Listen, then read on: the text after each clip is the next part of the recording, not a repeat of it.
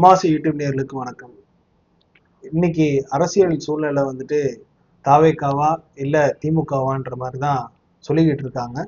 இருந்தாலும் வந்துட்டு அது அவர்களுடைய சந்தோஷத்துக்காண்டி சொல்றாங்கன்னு வச்சுப்போம். உண்மையான அரசியல் சூழ்நிலை என்னன்றதை கஷ்டப்படுற பொதுமக்களுக்கும் ஓட்டு போடுற வாக்காளர்களுக்கு மட்டுமே தெரியும். அதனுடைய ரிசல்ட்டையும் நம்ம வந்து எலெக்ஷனுக்கு அப்புறமா பார்க்க போறோம்.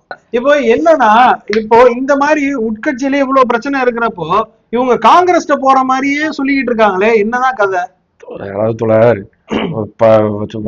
ஆயிரம் சொல்லுவாங்க கருத்துக்களை, யாருனாலும் யாரு கூடனாலும் கூட்டணி வைக்கலாம், தேர்தல் மணி நேரம் இது பண்ணலாம், அது ஜனநாயக உரிமை. காங்கிரஸ் வந்து இன்னைக்கு வந்து ஒரு விஷயம் நல்லா புரிஞ்சுடுங்க தோழர். இன்னைக்கு வந்து பிஜேபிக்கு அகைன்ஸ்டான கூட்டணி வந்து இந்தியா கூட்டணி. கண்டிப்பா என்டிஏ இந்தியா, அந்த ரெண்டு கூட்டணி தான். பிஜேபி தலைமையிலான ஒரு கூட்டணி, இந்தியான பேர் வச்சதுக்கு காங்கிரஸ் தலைமையான ஒரு கூட்டணி தான் நம்ம இந்தியா கூட்டணின்னு ஒரு பேர் இருக்குது. அந்த இந்தியா கூட்டணிக்கு வழிகாட்டுதலா இருக்கக்கூடிய ஒருவராகத்தான் நம்ம தமிழகத்துடைய முதல்வர் மன்மோக தளபதி ஸ்டாலின் அவர்கள் இருந்து வருகிறார். கண்டிப்பா. அதனால உங்களுக்கு வந்து இன்னைக்கு கட்சி ஆரம்பிச்சு இப்போ விஜய் அவர்கள் வந்து இன்னைக்கு அரசியலுக்கு வந்திருக்கிறாரு. அவர் அரசியல்னால என்னன்னு தெரியாது. இவங்க கூட்டணிக்கு இவங்க காங்கிரஸ் வந்து இவங்களை அழைக்கிற அளவுக்கு விஜய் ஒன்னும் பெரிய ஆளும் இல்ல. விஜய் போய் சேர்ந்தாலும் நிரூபிக்காத ஒரு இவர் விஜய் போய் சேர்ந்தாலும் டக்குனு காங்கிரஸ் அக்செப்ட் பண்ணக்கூடிய நிலைமையில இல்ல. ஏன்னா முடிவெடுக்கக்கூடிய காங்கிரஸ் பொறுத்தளவு கூட்டணி அதெல்லாம் வந்து முடிவெடுக்கக்கூடிய அதிகாரம் அகில இந்திய தலைமைக்கு தான் இருக்கு. அது ஒரு போர்டு மாதிரி. ஆமா, போர்டு அகில இந்திய தலைமைக்கு தான் அந்த அதிகாரம் இருக்குது. இவங்க உள்ள மாநிலத்துக்கு ஒப்பீனியன் கேட்பாங்க, அவங்களோட சூழ்நிலை என்ன இருக்கு.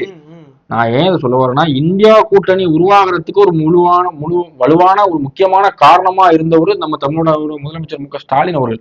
அதனால அந்த டிஎம்கே காங்கிரஸ் திமுக உறவு வந்து நீண்ட கால உறவுங்க, அதெல்லாம் பெரிய வரலாறுங்க. டக்குன்னு இப்போ விஜய் கூப்பிடுறாங்க, துன்பத்தை ஏற்படுத்துவாங்க.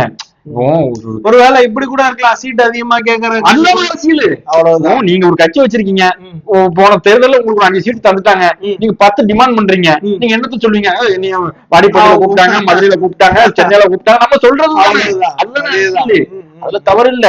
டிமாண்ட் வைக்கிட்டு அவங்களோட வாக்கு நீங்க சொன்னா அந்த மாதிரி இன்க்ரீஸ் பண்ணிக்க முடியும் சீட்டு. அதுதான் வாக்கு வங்கியை பொறுத்து 2வது பிற்காலத்துல முடிவு பண்ணுவாங்கன்னு வைங்களேன்.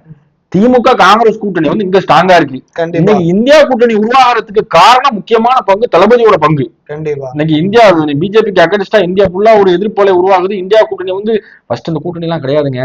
இந்தியா கூட்டணிங்கிறதே இந்த இப்ப 2வது பிஜேபி ஜெயிச்சதுக்கு அப்புறம் தான் இப்பதான் 3வது தேர்தல் உருவாக்குறாங்க. முதல்ல இந்த ஒற்றுமை கிடையாது. இப்ப அந்த கட்டமைப்பு ஒற்றுமை இல்லாம. ஆமா, அந்த கட்டமைப்பை கொண்டு வந்துட்டாங்க. அதனால விஜய் நீங்க சொல்றது போல காங்கிரஸ் நீங்க யாரு கூடனாலும் கூட்டணி வைங்க, சரி இவரு காங்கிரஸ் கூட போட்டுங்க. காங்கிரஸ் கூட நீங்க சொன்ன மாதிரி காங்கிரஸ் சேர்த்துட்டாங்க. இவரை காங்கிரஸ் முதல்வர் வேட்பாளரா அனுமதிக்குமா? காங்கிரஸ்க்குள்ள எவ்வளவு பெரிய தலைவர்கள், முக்கியமான தலைவர்கள் நிறைய பேர் இருக்காங்களே. அதாவது காங்கிரஸ் வந்து இந்த நம்ம நாட்டை ஆண்ட கட்சி. ஏதோ புதுசா கட்சி ஆரம்பிச்சோ இல்ல ஒரு மாநில கட்சியா கிடையாது. இப்போ திராவிட கட்சிகள் மாறி மாறி ஆளுது. ஃபர்ஸ்ட் பெருந்தலைவர் காமராஜர் இருந்து எல்லாம் எடுத்துக்கிட்டீங்க. காங்கிரஸ் வந்து இந்த ஸ்டேட்டை நம்ம ஸ்டேட்டை வந்து ஒரு ஆண்ட கட்சி. அதனால வந்து டக்குன்னு போனோம்னா இவர் சிஎம் கேட்டா சிஎம் கொடுத்து நாங்க பின்னால் நிக்கிறோம், சாத்தியப்படுற விஷயம் கிடையாது. டிஎம்கே காங்கிரஸ் கூட்டணி பலமா இருக்குன்னா இங்க வச்சு சொல்லல. இந்தியா கூட்டணிங்கிற ஒரு மேல ஒரு அஸ்திவாரம் ஸ்ட்ராங்கா இருக்குது. ஆனா அதுக்கு ஒரு வாய்ப்பு இல்ல. அப்படி கூட்டணியில ஒரு சேர்ந்தாலும் சேருவாரு. ஆனா அப்படி சேர்ந்தா நீங்க சொல்ற மாதிரி பார்த்தா இவர் முதல்வர் வேட்பாளர் கேள்விக்குறி ஆகும். ஒண்ணு இல்ல, முதல்வர் வேட்பாளர் விடுங்க, திமுக விமர்சனம் பண்றாரு. ஆமா, திமுக விமர்சனம் பண்றாரு. இன்னொரு விஷயம் என்னன்னா, இங்க இந்த ஒரே ஒரு மாநிலத்துக்காண்டி காங்கிரஸ் மேல பாராளுமன்றத்துல 40 எம்பி விட்டு கொடுக்குமா?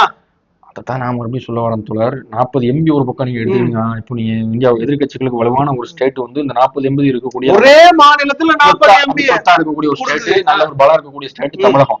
அது ஒண்ணு. இந்தியா கூட்டணிங்கிற ஒரு அஸ்திவாரத்தை உருவாக்குனதே திமுகவோட பங்கு உண்டுங்க.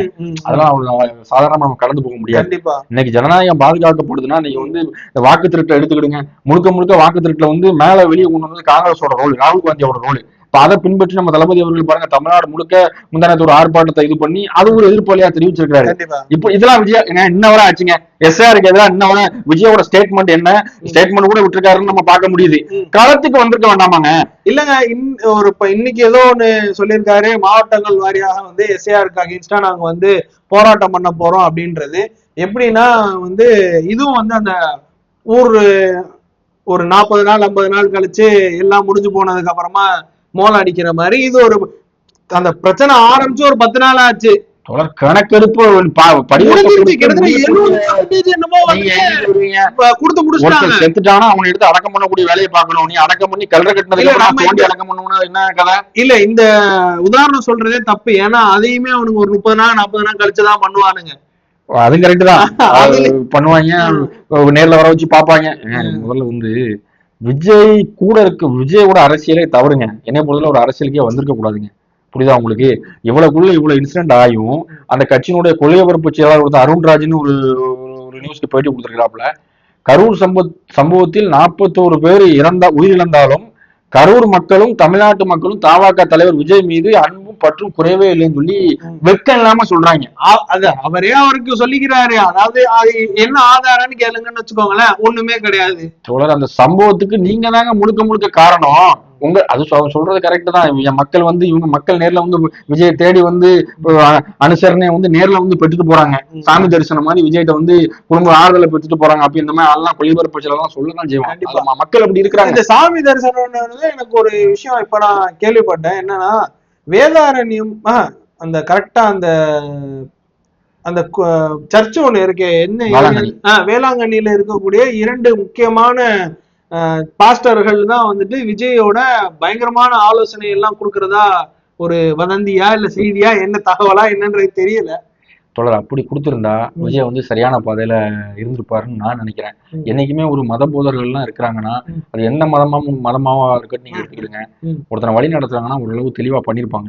இந்த மாதிரி ஒரு 41 உயிர்கள் இறந்தும் இவரு நேர்ல போய் பார்க்காம அந்த மக்களுக்கு துணையா இருக்காம இருந்த ஒருவேளை நீங்க சொல்றது எப்படின்னா பாஸ்டரா இருந்தா டேய் ஒழுங்கா போய் அதை பண்ணிட்டு சொல்லி என்னோட ஒப்பீனியனா சொல்றேன். அது அவங்களோட இயக்குறாங்க. அது நமக்கு பின்னாடி என்னன்னு நமக்கு தெரியல. எல்லாரும் நீங்க சொல்ற எல்லாரும் பரவாயில்ல அதெல்லாம் பேசுறாங்க. அதனால நம்ம என்னோட ஒப்பீனியன் நம்மளோட கருத்துக்கள் நான் சொல்றேன். அப்படி ஒருவேளை இயக்கி இவரை வச்சிருந்தா அப்பவே வந்து ஒரு கொடுத்து போய் பார்க்க வச்சிருப்பாங்க. அதை இவர் செய்யல. இவருதான் வர வச்சு பார்த்தாரு. இவர் வந்து யாரு கூட கூட்டணி வச்சாலும் இவரே தனிச்சு நின்றாலும் இவர் வந்து அரசியலுக்கு தாவேக்கா விஜய் அவர்களும் சரி தாவேக்காவும் சரி இல்ல அவருக்கே அது நல்லா புரியுது. கீழே இருக்க குஞ்சுங்களுக்கு தான் நிறைய புரிய மாட்டேங்குது. என்னன்னா இந்த தடவை ஓட்ட பிரிக்க போற ஒரு சக்தி தான் அவரு. யாருக்கு அது சாதகமா முடியுதுன்றதுதான் இங்க கேள்வி. திமுகவுக்கு சாதகமா முடியுதா அதிமுகவுக்கு சாதகமா முடியுதா? அதிமுகவும் என்னென்னமோ சொல்லி பார்த்துட்டாங்க. இவர் வர்ற மாதிரி தெரியல.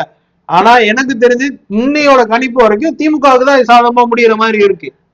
மக்களுடைய தீர்ப்பே மகேஷின் தீர்ப்பு. மக்களுடைய தீர்ப்பு இறுதியானது. மக்கள் தொடர்ச்சியா பார்த்துட்டு இருக்கிறாங்க யாரோட செயல்பாடுகள் எப்படி இருக்குன்ட்டு. அந்த அடிப்படையில வந்து நம்ம இப்பவும் சொல்றோம், நம்ம வந்து திமுகவுக்கு ஜால்ரா அடிக்கக்கூடிய ஆள் நம்ம கிடையாது. அவங்களுடைய செயல்பாடு நல்லா இருக்கு. திமுக அரசோட செயல்பாடு நல்லா இருக்கு. மக்களுக்கான ஒரு அரசா இருக்கு. இந்த கரூர் சம்பவத்தை வச்சு மட்டும் நம்ம சொல்லலாம். கரூர்ன்றது ஓகே. இப்ப நீங்க கோயம்புத்தூர் எடுத்துக்கிட்டா கூட அதுலயுமே உடனே அரெஸ்ட் பண்ணாங்க போனாங்க.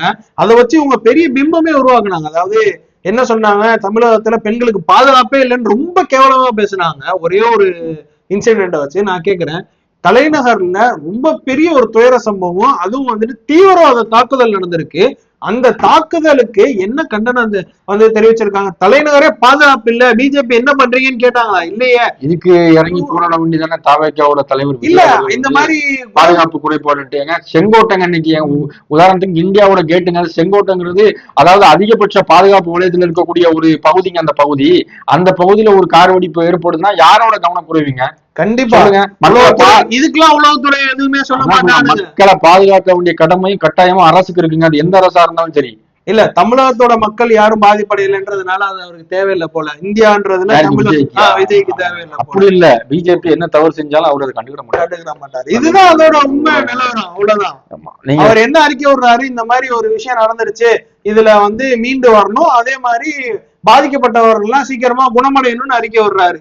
என்ன மாதிரியான மனநிலை? மனம் பதறுது தோழர். 13 பேரா 14 பேர் பக்கத்துல அந்த உயிரிழந்தவர்களோட ஆன்மா சாந்தி அடையணும். நம்ம இறைவனிடத்துல பிரார்த்திப்போம். இந்த மாதிரி ஒரு செயல்கள் நம்ம இந்திய தேசத்துல வந்து இனி நடக்கக்கூடாது. கண்டிப்பா அதுக்கான முயற்சியை மத்தியில யார் இருக்கிறாங்களோ அந்த அரசு வந்து கடுமையா வந்து அதுக்கான ஒழிப்பு, தீவிரவாதத்தை ஒழிக்கிறதுக்கோ அந்த மாதிரி வேலைகளை செய்யணும். பாதுகாப்பு வலயத்துல இருக்கக்கூடிய அதிகபட்ச பாதுகாப்பு வலயத்துல இருக்கக்கூடிய செங்கோட்டையில் நடந்ததை வந்து யாராலையும் ஒரு கடந்து போக முடியாதனால நீங்க புரிஞ்சுக்கிடுங்க. சரிங்களா? இப்ப வந்து ஈஸியா இங்க இருக்கக்கூடிய பொன் ராதாகிருஷ்ணன் அவர்கள் வந்து காங்கிரஸ் மேல பலிய போடுறாரு. எதிர்கட்சிங்கிறதுனால இதெல்லாம் இதெல்லாம் பேசவே கூடாதுங்க. காங்கிரஸ் ஏன் 15வது வருஷமா ஆள போறீங்க, இதுக்கு மேலேயும் காங்கிரஸ் என்னதான் பாதுகாப்பு இல்லைன்னு சொல்லிதான் தேர்தலில் வந்து பிரச்சாரம் பண்ணி 3 முறை இப்ப வந்து வெற்றி பெற்று உங்களை ஓட்டு போட்டு தேர்ந்தெடுத்த ஒரு மக்களுக்கு பாதுகாப்பு கொடுக்க முடியலன்ட்டு எதிர்கட்சியா இருக்கவனே எத்தனாவது தாங்க குறை சொல்லுவீங்க? ஃபர்ஸ்டாவது நீங்க குறை சொன்னா டெல்லியில ஆம் ஆத்மி இருந்து நீங்க அதையும் மாத்தி டெல்லியில பிஜேபி கவர்மெண்ட் எல்லா இடத்துலயும் பிஜேபி அங்குள்ள இன்டெலிஜென்ஸ் உளவுத்துறை பிஜேபி போலீஸ் பிஜேபி இதுக்கு மேல என்னங்க வேணும்? எல்லாமே உங்ககிட்ட தானே இருக்கு.